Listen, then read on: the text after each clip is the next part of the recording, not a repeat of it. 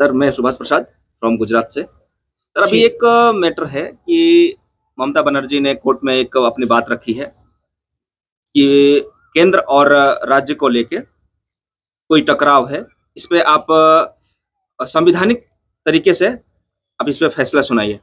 जज साहब ने उनको फटकार लगाते हुए केंद्र पे बोला है जज साहब ने कि ये केंद्र और राज्य का मैटर नहीं है, ये एक पर्सनल मैटर है। ये क्या है, मतलब मैं कुछ समझ नहीं पाया हूँ। जरा इसके बारे में डिटेल्स में आप बताइए। देखिए, सबसे पहली बात तो आपको बता दूं कि ये मैटर को थोड़ा सा समझ लीजिए, फिर आपको ये समझने में सुविधा होगा और आपको भारतीय जो राजनीति को भी समझने में सुविधा होगा और भारतीय राजनीति में अलग-अलग जो अंग होते हैं, संवैधानिक मशीनरी जिसे कहा जाता है, वो कैसे वर्क करता है, ये भी आप समझेंगे। तो ये वीडियो को आप लोग ध्यान से देखिएगा, ये आपकी जो मानसिक जो ग्रोथ है, राजनीति को लेकर भारत का, बहुत तेज करेगा। सबसे पहले इस वीडियो को समझने के लिए आप आईपैक को समझिए। आईपैक क्या है? आईपैक पश्चिम बंगाल में अभी प्रशांत किशोर के द्वारा बनाया गया एक ऐसा मतलब एक अभिकरण है या ऐसा एक ग्रुप है जो चुनाव में राज्य सरकार को मदद करती है और आईपैक ये मदद वहां की जो प्रमुख सत्तारूढ़ पार्टी है ममता बनर्जी की तृणमूल कांग्रेस की करती है। तो ये आईपैक के जो दफ्तर है ना उसमें ऐसे धन का मतलब पता चला जो उसका मतलब जानकारी नहीं कहां से आया। तो उसको लेकर ईडी जो है ना वो उसमें छापेमारी की और उसके फाइल को लेकर चल गई। तो जाहिर सी बात है ईडी अपना काम करेगी क्योंकि उसको इसीलिए उनका नौकरी दिया गया है और उसके जांच के लिए। तो ममता बनर्जी ने एक गुंडागर्दी करते हुए सीधे अपने जो पूरी प्रशासनिक मशीनरी का उपयोग करते हुए और इतना तगड़े तरीके से कि आप समझ लीजिए कि वहां के डीजीपी राजीव कुमार हैं। वो राजीव कुमार अभी है नहीं, पहले उस वक्त तक थे। अच्छा जी। तो अभी चुनाव के समय भी शायद ही होंगे, वो नहीं होंगे। तो वो राजीव कुमार को लेकर गए। डीजीपी सबसे बड़ा पुलिस अधिकारी होता है किसी भी राज्य का। हाँ, तो वो वहां पर आईपैक के दफ्तर में गए और ईडी वाले से वो फाइल को छीन लिए। और मैं बताता हूं अक्सर कि बिना लीगल तरीके से ईडी दफ्तर या कोई भी सरकारी ऑफिस में जाकर चीज को छीनना वो अपना अधिकार का प्रयोग नहीं, सीधे डकैती कहलाता वो तो गुंडागर्दी। हाँ, तो छीन के लेकर आई और बाहर निकल के बोली खुल के कि जितने मेरे सपोर्टर हो आपके साथ खड़ी हो, आपको मेरे होते कोई कुछ नहीं कर सकता। तो कौन सा सपोर्टर थे? वो सपोर्टर को उन लोगों को बोल रही थी ना कि आप कोई भी काम करो क्योंकि ईडी उन्हीं को छापा मारती जो गलत करते हैं। तो ये मैटर चल गया। ईडी को लगा कि गैर कानूनी काम हुआ है तो ईडी गया सुप्रीम कोर्ट में। अब सुप्रीम कोर्ट में गया तो उसी पर ममता बनर्जी ने बात कहा कि सर ये राज्य जो पश्चिम बंगाल और केंद्र जो दिल्ली की सरकार है, इनके बीच में जो टकराव है उनका हल एक संवैधानिक आधार पर निकालिए और सोच समझ के। तब यहाँ पर सुप्रीम कोर्ट एकदम गुस्सा में आ गया और फटकार लगाया ममता बनर्जी को कि सबसे पहले तो एक पश्चिम बंगाल और केंद्र का मैटर ही नहीं है, ये एक ऐसे व्यक्ति का मैटर है जो राजनीतिक लाभ के लिए और अपने आप को बहुत सारी चीजों से बचाने के लिए जिस पर आरोप लगा है धन अभिगमन का, वो ईडी के साथ अपनी शक्ति का दुरुपयोग कर रही है। तो आप अपने आप को पश्चिम बंगाल राज नहीं कर सकते। तो ये मैटर राज्य और केंद्र का नहीं है, ये एक ऐसे व्यक्ति का मैटर है जो केंद्र सरकार पर अपने आप को बचाने के लिए झूठे आरोप लगा रहा है और राज्य का सहारा लगा रहा है। तो ये मैटर था।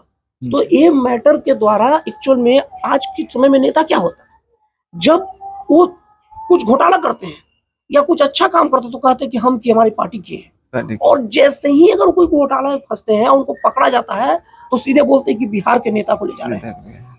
या आप बिहार के सेवक है, सेवा के लिए और काम करने के लिए आए हैं, आप सही करेंगे तो ये आपके लिए आपको वो इतने धन का प्रावधान है, इतना मान सम्मान मिल रहा है, लेकिन गलत करेंगे तो आप पर कार्रवाई होगा। और आप ये कह के नहीं बच सकते कि बिहार के नेता के साथ अत्याचार हो रहा है। आप बिहार के लोग या बिहार सरकार की तरफ तब बात होगा ना जब आप बिहार या पश्चिम बंगाल जब आप वास्तव तौर पर उनके लिए काम करेंगे। अब जैसे आप लोग के दिमाग में आएगा कि ये सचमुच का तो फिर राज्य का मैटर कहेंगे क्या, राज्य और केंद्र का मैटर या दो राज्यों का मैटर आप वहां होता है। जैसे तमिलनाडु और कर्नाटक में चलता है कावेरी जल विवाद को लेकर, वहां पर राज्य का मैटर का मतलब ये कि राज्य का लोगों का हित या हित के लिए बात किया जा रहा है, राज्य को लेकर वो राज्य का वो राज्य के जो जितने भी नागरिक हैं उनके हक के लिए लड़ाई किया जाए तो वो राज्य की बात जैसे कावेरी जो जल है वो कर्नाटक और तमिलनाडु दोनों की जीवन रेखा मान सकते हैं जी। तो कर्नाटक से और तमिलनाडु के बीच में जल को लेकर विवाद चल रहा, तो जाहिर सी बात है वो जल तमिलनाडु को ज्यादा, तमिलनाडु कहेगा कर्नाटक से बह के आती है, हाँ। तो तमिलनाडु कहेगा कि कर्नाटक ज्यादा न रोके, और कर्नाटक कहेगा कि हम आपको ही सब दे देंगे, हम क्या करेंगे, हमारे तो बह रहा है। तो यहाँ पर कर्नाटक के लोगों का हित जुड़ा है और तमिलनाडु के लोगों का हित जुड़ा है। तो ये दो राज्यों का मैटर है ना भाई। हाँ। अगर मान लीजिए कि पश्चिम बंगाल में कोई पैसा का केंद्र सरकार को भेजने की बात होती मदद के लिए, और अगर कम भेजती या अगर भेदभाव करके भेजती, तो ये होता केंद्र और राज्य का मैटर है। हाँ। लेकिन ये तो एक व्यक्तिगत मैटर है। हाँ। ये तो बिल्कुल ही दिख रहा है, क्लियर दिख रहा है, आपकी बातों से मालूम पड़ रहा है कि ये एकदम व्यक्तिगत मामला है, जो उनके अपने जो काले कारनामे हैं, जिसपे उसने ईडी ने रेड मारा है और दादागिरी करते हुए ईडी से जाके अपना जो डॉक्यूमेंट्स ईडी ने कलेक्टर का रखा किया था, हाँ। उसको पूरी तरीके कहा जाता है ना कि मतलब डकैती छीन लेना। और कैसा, मतलब वहाँ के जो प्रमुख हैं, पुलिस प्रशासन के प्रमुख, उनको लेकर गए वहां पर कि कोई रोके नहीं, कि कोई रोक न सके। हाँ, कि कोई रोक न सके। ज्यादा मतलब संवैधानिक मूल्यों का हनन करते हुए, संवैधानिक मूल्यों को जितना गिराया है ममता बनर्जी ने, उतना अब देखिए कैसी बात हुई। इनको इनको फैसला चाहिए संवैधानिक तरीके से, लेकिन देखिए बात देखिए ये इनको फैसला चाहिए संवैधानिक तरीके से और कर रहे हैं गैर संवैधानिक काम। हाँ, मतलब तो गैर संवैधानिक तरीके से ये जाके दस्तावेज लेके आए और इनको कोर्ट से ये उम्मीद लगा के रखे हैं कि हमको संवैधानिक तरीके से हमारे हक में फैसला मिलना चाहिए। हाँ। बताइए कैसी मानसिकता है। एक्चुअल में हमारा देश का जो विपक्ष है ना, आज ऐसा मतलब मानसिक दिवालियापन की स्थिति पहुंच गया है कि अब जाइए आप फोन को अटेंड करिए। अच्छा रहने दीजिए, कोई जरूरी बात नहीं करेंगे। तो क्या है कि आज विपक्ष इतना मानसिक दिवालिया की स्थिति पहुंच गया है कि आज उनके पास टॉपिक की कमी हो गई। और टॉपिक कमी नहीं है, ऐसा बात नहीं है, विपक्ष के पास टॉपिक है, लेकिन टॉपिक इतना छोटा है ना कि विपक्ष उसको उठाना नहीं चाहता। विपक्ष आज सनी सनी खेस खबर में लगा है, और विपक्ष ऐसे ऐसे आरोप लगाता है ना कि जो आरोप सचमुच आरोप ही नहीं है। आरोप ही नहीं, जैसे SIR है, जैसे SIR है, तो SIR का मतलब स्पेशल इंटेंसिव रिवीजन है जी। तो उसका उद्देश्य क्या है ना कि जो मतदाता सूची में गलत लोगों का नाम काटना, मतदाता सूची का शुद्धिकरण है, देहांत हो गया उनको हटाना, और जो भारतीय संविधान का अनुच्छेद 326 जो प्रावधान करता है कि भारत से बाहर का नागरिक मत नहीं दे सकता। तो SIR का उद्देश्य है कि जो फर्जी तरीके से बांग्लादेश और अलग अलग देशों के जो घुसपैठिए हैं, ये जो वह रह रहे हैं, वो मत ना करें। तो ममता बनर्जी SIR को लेकर विरोध कर रही है और रीजन दे रही कि इससे नाम कट रहा है। तो ममता बनर्जी को सुप्रीम कोर्ट, देश की जनता भी पूछ रही है, हम जैसे लोग भी पूछ रहे हैं कि भाई एक बात बताओ कि एक मतलब कैसे नाम कट रहा है, कहाँ नाम कट रहा है। हाँ। तो ममता बनर्जी बता रही है, ये बोल रही कि नहीं अधिकारों का हनन हो रहा है। तो भैया अधिकारों का हनन तब होगा जब नाम कटे, आप नाम दिखाओ। और तो और बिहार में भी इस टाइप का विरोध हुए थे। आप हंसेंगे सुन के, और यही राज है। अगर तेजस्वी यादव ये देखे वीडियो को कि पूरा विपक्षी पार्टियां ने SIR को लेकर आरोप लगाई थी कि उसका नाम कट गया, 200,000 लोग का नाम कट गया।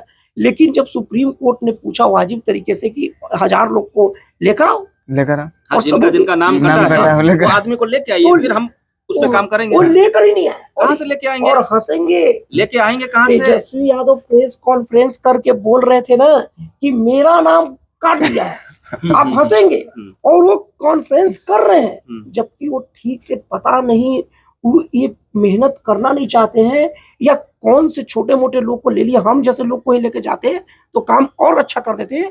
वो कोई फेसबुक से या व्हाट्सएप से दे दिया कि आपका नाम कट गया है, और प्रेस कॉन्फ्रेंस कर रहे हैं कि मेरा नाम निर्वाचन अधिकारी ने काट दिया है, काट दिया।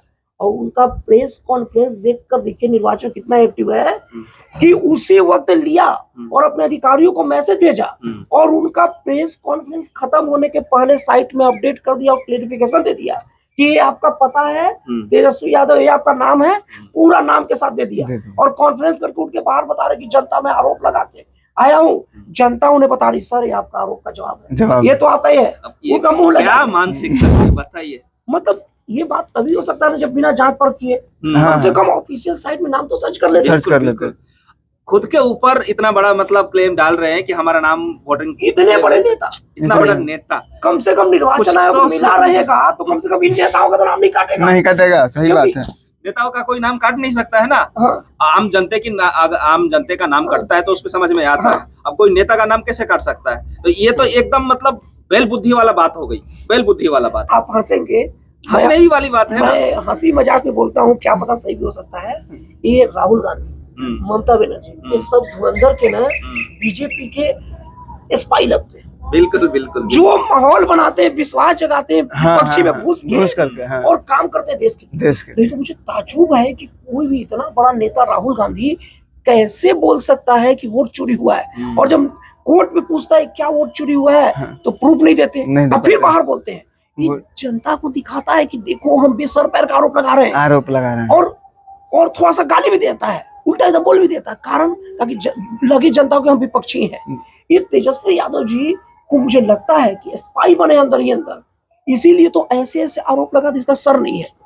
आज ममता बनर्जी भी लगता है ना कि चुनाव में वो हार स्वीकार कर ली है, तभी ममता बनर्जी इस बार का आरोप, और हंसने वाला आरोप अब हंसो कि एक झालमुड़ी वाला सुने होंगे, अभी ऑफिशियल वेबसाइट पे बता रही है कि ये झालमुड़ी वाला जो है ना एसपीजी का कमांडो है, कैमरा सेट है। अरे भाई वो एक देश के प्रधानमंत्री है, कैमरा उनके कहने से नहीं आता है, वो जहाँ चल जाए, जहाँ जाएंगे उनके साथ जाएगा। आज आप बता तो दीजिए कि मोदी जी यहाँ आने वाले हैं, हम खुद 10 कैमरा लगा देंगे कि मोदी जी का फोटो आ जाए। हर कोई अपने टीआरपी के लिए ये काम कर रहा है, लेकिन कैसी मानसिकता है, सीधा बोल देते। तो ये बताइए कि कौन नेता का फोटो नहीं आता है?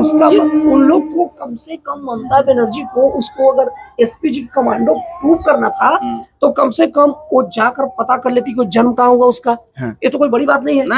अरे कुछ नहीं, अपने पुलिस को ही भेजती और अच्छे से पूछती कि भैया आपका नाम बहुत चल रहा है, आप कहाँ के रहने वाले हो, मीडिया दूरी जाकर पूछती और उसका घर का पता लगा लेती, और घर में जाकर पूछ लिया था कि वो कब उसका ज्वाइनिंग हुआ है, और एसपीजी कमांडो है तो कम से कम उनके लिए तो आराम से, वो तो मुख्यमंत्री है, इतना सम्मान है। एक बार सीधे वो ऑफिस में जाते, एसपीजी ऑफिस में सिक्योरिटी में, कि इस नाम कोई व्यक्ति है क्या, अपने डेटा निकालते क्लियर हो जाता, अपनी सीआईडी कोई भेज कर लेती, लेकिन वो सब नहीं किए। एक मुख्यमंत्री के लिए ये इंक्वायरी करना कोई बड़ी बात नहीं है, लेकिन इनकी मानसिकता देखिए, मानसिकता नहीं, मुझे तो स्पाई लगते हैं सब। एकदम सही, बिल्कुल सही बोल रहे हैं। ये दिखावा कुछ और कर रहे हैं, कर कुछ और रहे हैं, ये मुझे लग रहा है। अब तो मुझे लगता है कि धुरंधर की तरह, आप लोग शायद धुरंधर नहीं देखे हैं इसलिए समझ नहीं पा रहे स्पाई का मतलब क्या होता है। स्पाई का मतलब क्या होता है, हमारा जो आदमी रहता है ना अपने देश के लिए दूसरे देश में अपना आइडेंटिटी सब छुपा के, दूसरे देश की आइडेंटिटी लेके, और अपने देश के लिए उस सारी खुफिया एजेंसी जो होती है, मतलब जानकारी, वो अपने देश को देना, इसका स्पाई बोलते हैं। तो हाँ, तो हमारे देश को लेके दूसरे देश में क्या चल रहा है, दुश्मन देश के मिलकर वहाँ बहुत लोग से दोस्ती कर लेना, दुश्मन देश के प्रमुख से, और सीधे वहाँ का जानकारी भारत को देकर और वहाँ के लोगों को नुकसान, स्पाई होता है। तो मुझे तो ममता बनर्जी ना मोदी जी का स्पाई लगती है, अगर पार्टी वाइज देखा जाए तो।